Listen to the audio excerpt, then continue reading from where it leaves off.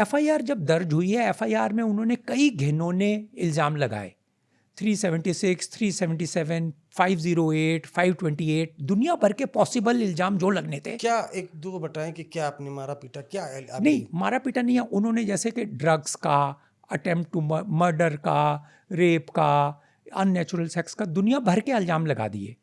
अब ये था, जब मैं गाड़ी में उनको बिठा के ला रहा था, तब जो इल्ज़ाम लगे हैं, इल्ज़ाम ये लगा है कि भी इन्होंने मेरे को 20 मिनट के बाद मेरे को प्यास लगी, प्यास लगने के बाद कोई कोका कोला पिलाई जो स्पाइक्ड थी, मैंने 20 मिनट के बाद वो पी, उसके 15 से 20 मिनट के बाद मेरे को नशा आ गया और मैं बेहोश हो गई। उसके बाद ये मेरे को नोएडा में कहीं पर सुनसान जगह में घुमाते रहे और मेरे साथ इन्होंने बलात्कार किया 4:15 में, सेक्टर 34 और 35 के बीच में। ये लिखा गया है on way to sector 34 and 35। Right. अगर सर आप टाइमिंग्स देखिए, आपको मैंने उठाया 3:30 पे, 20 मिनट के बाद मैंने आपको ड्रिंक पिलाई, द सो कॉल्ड एलर्ज्ड।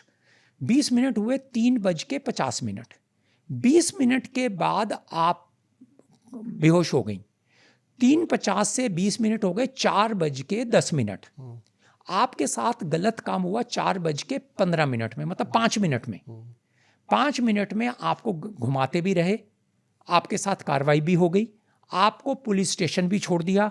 कोई भी इंसान किसी को पुलिस स्टेशन के सामने नहीं उतारेगा, एक चीज़। दूसरी चीज़, अगर किसी ने गलत काम किया है तो वो उसी को वहीं छोड़ देगा, नहीं आएगा। तीसरी चीज़, on way to sector 34, 35 Noida के सबसे बिजी रेजिडेंशियल एरिया है, वहाँ पर हुआ। तीसरी चीज़ सर, उसी वक्त अगर आप देखिए, वहाँ से छतरपुर मेट्रो स्टेशन से नोएडा तक 29 दिसंबर का दिन है, छुट्टियों का माहौल है, सड़कों पे पुलिस के बैरियर लगे हुए हैं। वहाँ पर नोएडा में अपना आश्रम ब्रिज कंस्ट्रक्शन में है। इतना टाइम तो ट्रैफिक में ही लग जाता है इंसान को। और उसके बाद मैंने वो रास्ते की पूरी रेकी की सर। 21 लाल बत्तियां हैं, 21 लाल बत्ती पे कहीं ना कहीं पर गाड़ी रुकी होगी। कितनी ही रास्ते में ये हैं, सीसीटीवी कैमरा है।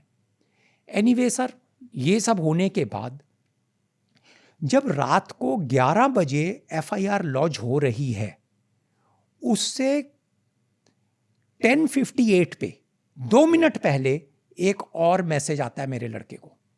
मैसेज में लिखा जाता है, your father raped me, are you captain Walia son ना, NA। इतना सिर्फ मैसेज आता है। ये मैसेज जो है सिर्फ आपके घर में एक तहलका मचाने के लिए है। एक चीज़ मैं आपको बताना भूल गया, जब मैं गाड़ी से उनको ला रहा था, रास्ते में उनके पास एक रिकॉर्डर था जो वो रिकॉर्ड कर रहे थे। 2 मोबाइल फ़ोन थे, एक उनके हैंडबैग में और एक उनके हाथ में था, जो बातें कर रहे थे।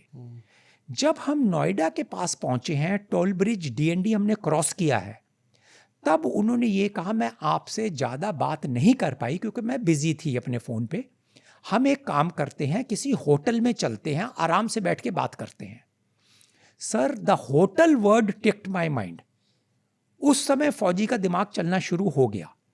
अगर कोई मेरे को ये कहता हम कॉफ़ी शॉप में बैठ के बात करते हैं, तो कॉफ़ी शॉप और होटल 2 अलग अलग कनोटेशन है। एग्री।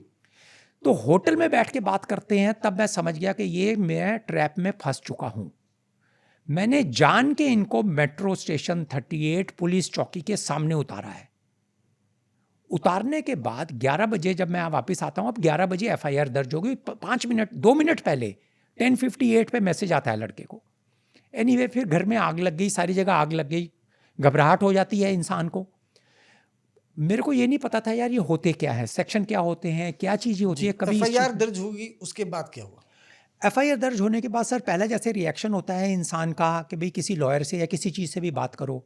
तो मैंने किसी से बात की, बात करने, मेरे को जान पहचान भी नहीं थी, मैंने वैसे ही किसी से बात की। बात करने के बाद सबसे पहले ये रिएक्शन आता है, लॉयर ने कहा जी आप दिल्ली छोड़ के भाग जाओ, आप अरेस्ट हो जाओगे। मैंने कहा मैंने छुआ तक नहीं है, मैं दिल्ली छोड़ के नहीं भागूंगा। भाई मेरे पास एक ये था, सच्चाई थी, लेकिन दुख से कहना पड़ता है वो सच्चाई को इतना लड़ना पड़ता है, ये नहीं मेरे को मालूम था। सच्चाई थी, इसलिए मैंने ना दिल्ली छोड़ के भागा ना मैंने कुछ की। मैंने कहा मैं सच्चाई को फेस करूंगा। मेरा वो पुलिस चौकी गया। पुलिस चौकी के बाद क्या होता है कि सर आप एक एक्यूज्ड हो, अगर कोई एक्यूज्ड है he is innocent till proved guilty, लेकिन वो एक्यूज को क्या करते हैं, क्रिमिनल मान लेती है जनता, पुलिस भी क्रिमिनल मान लेती है। तो उनका व्यवहार शुरू में उसी तरह से रहा, दिल्ली पुलिस। हाँ जी, उसी तरह से रहा शुरू में। अच्छा, अब ये है कि वो चलता रहा। क्या रहा व्यवहार, वो ठीक से बताइए। आप थाने गए, क्या बातचीत हुई? थाने गए, थाने में बातचीत जैसे वो इंटरोगेशन के रूप में ज़्यादा थी, इन्वेस्टिगेशन के रूप में कम थी। ठीक है ना, प्रेशर बनते रहे कि भाई आप इसको कबूल कर लीजिए, आप, हम भी यूनिफॉर्म में हैं, आप भी रहे हैं, तो कई तरह की बातें, माहौल बनता रहा। लेकिन मेरे को इतना नहीं पता था कि अगले दूसरे वाले कमरे में वो द सो कॉल्ड कंप्लेनेंट वो भी थी, वहाँ पर भी कुछ हलचल चल रही थी। मैं ब्रेन में थोड़ा सा अलर्ट था कि यार ये हो क्या रहा है मेरे साथ, मेरे को समझ में बात आ नहीं रही थी। वहाँ से मेरे को जब बाहर आते जाते ये पता चला जी मेडिकल नहीं हुआ, उन्होंने नहीं कराया। तब मेरे को बाद में पता चला है ये कहानी कि उनको मेडिकल के लिए लेके गए थे। उसी दिन की बात है साहब, ये जब एफआईआर लॉन्च होने के बाद इमीडिएटली आपको मेडिकल के लिए लेके गए पीड़िता को, द सो कॉल्ड पीड़िता। मेडिकल के लिए जब लेके गए साहब, उन्होंने अपना मेडिकल कराने से मना कर दिया, उन्होंने अपने कपड़े देने से मना कर दिया, उन्होंने अपना मोबाइल देने से मना कर दिया, उन्होंने अपना ब्लड देने से मना कर दिया, ब्लड अल्कोहल टेस्ट के लिए। तो उन्होंने सब चीज़ के लिए मना कर दिया। तब वहाँ से कहानी खुलनी शुरू हुई। वहाँ पर पुलिस वॉज पॉजिटिव, जब थोड़ी सी खुलनी शुरू हुई पॉजिटिव थे। बट मैं सिर्फ सरप्राइज यही हूँ कि 12-13 मिनट में एफआईआर कैसे दर्ज होगी, वो कहानी अलग ही है कोई। सर उसके बाद जो चीज़ मेरे से पूछी गई मैंने बिल्कुल सरेआम खुलेआम बताया। मेरे से उन्होंने ब्लड टेस्ट लिए, मेडिकल लिए, जो उनकी कार्रवाई होती थी मैं पूरा 100% कोऑपरेट किया उनके साथ। मैंने कहीं पर कोई चीज़ छुपाई नहीं। फिर उसके बाद उनको ऑन स्पॉट लेकर गए। वो उसको पहचान ही नहीं सकी, आइडेंटिफाई ही नहीं कर सकी। चार्जशीट जब दाखिल हुई है सर, चार्जशीट में ये भी लिखा है कि शी वॉज नॉट कोऑपरेटिव, ये भी वर्ड यूज किया है पुलिस ने लिख के दिया। अगर आप चार्जशीट पढ़िए, चार्जशीट बोलती इतनी है जो मेरे फेवर में ही है। अच्छा, आपको अरेस्ट नहीं किया गया था? नहीं सर, वो चार्जशीट फाइल हुई थी, नो अरेस्ट चार्जशीट। उस टाइम पे मेरे को पता चला है कि ये rarest of the rare case है, इतने आपके पास चार्जेस लगने के बाद भी आप अरेस्ट नहीं हुए हैं, क्योंकि सच्चाई सामने आ चुकी थी। लेकिन एक दुख की बात यह है कि मेरे को ये आज फील हो रहा है कि पुलिस को शायद एक क्लोजर रिपोर्ट फाइल कर देनी चाहिए थी, ताकि ये मैं 4 साल के ट्रॉमा से ना गुजरता।